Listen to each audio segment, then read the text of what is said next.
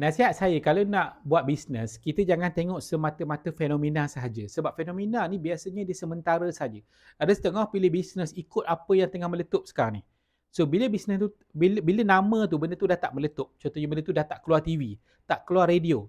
So bisnes kita pun tak meletup. Bisnes kita akan menguncup. So saya fokus kepada bisnes yang ada evergreen punya demand. Contohnya macam bisnes saya buat produk kesihatan yang keuntungan dia dalam 5% ke 70%. Lepas tu seorang pelanggan bila dia dah guna, dia rasa kesan dalam masa seminggu 2 minggu, dia akan konsisten guna berpuluh tahun. Dan bukan dia saja, bila dia dah tua, maka anak dia akan sambung untuk continue guna sebab dia dah hidup dalam persekitaran yang sihat menggunakan produk tu. Jadi kalau you berminat nak dapatkan bisnes yang macam tu, bukan driven by popular tapi driven by evergreen dan consistent pendapatan, kontak saya dekat bio.